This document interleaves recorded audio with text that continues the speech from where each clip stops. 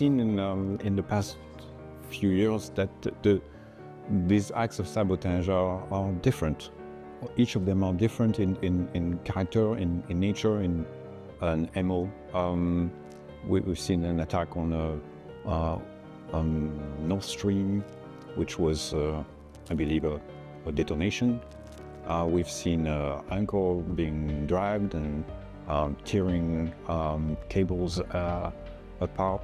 So we can see that the threat is evolving. The threat can be taking different forms, different shapes, and so that's why technology must respond to that in different ways. And that's why we need to actually investigate and develop all sorts of solutions to tackle potential future threats and the current ones. So Mainsail is the result of years of experience and development, scientific development, in order to pick up anomalies in the maritime domain.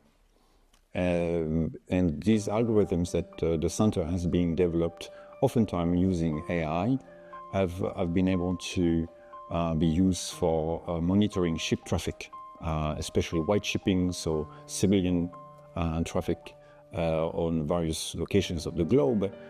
Turns out that it works very well. It's able to, in an automatic way, without the user and the presence of operators, it's able to actually raise suspicion on particular trajectories of ships and on that activity. This has been actually turned into a toolkit that is very user-friendly for operators in the Maritime Command of NATO to use and to be able to, in an automatic way again, give them clues on what to do if they detect something that is suspicious. We anticipate to actually bring more data that will feed this toolkit as we go, as we continue to improving this tool.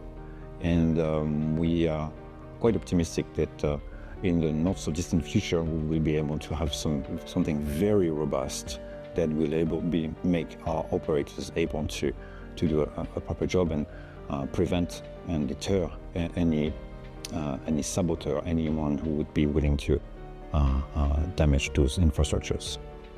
I mean, what happened in Finland was quite remarkable. On first of all, the reaction of the Finland was extremely swift, and it actually shows that we are getting better at this. Nations are getting better at this, but NATO, our alliance at 32 nations, is also getting better at this, at understanding the likelihood of such an attack, and also being able to rapidly react to such acts of sabotage.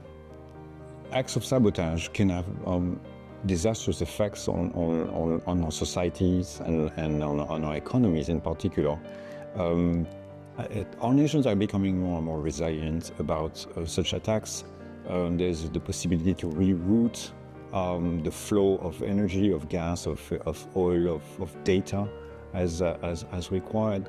So our nations are better than they were just even a few years ago about reacting to do such acts of sabotage. But some of them could have some strong impact and long-lasting impacts to our economy in particular. So that's why we must remain vigilant. We must remain mobilized as an alliance, but we also need to continue to be better at not only preventing those acts of sabotage through technology, but also we need to be better organized at sharing data among each other. Oftentimes, data that come from the ocean are owned by private industry, so there needs to be a political will to share in order to be better together. And this is really a strong message that our heads of states and our decision makers have made by making it a priority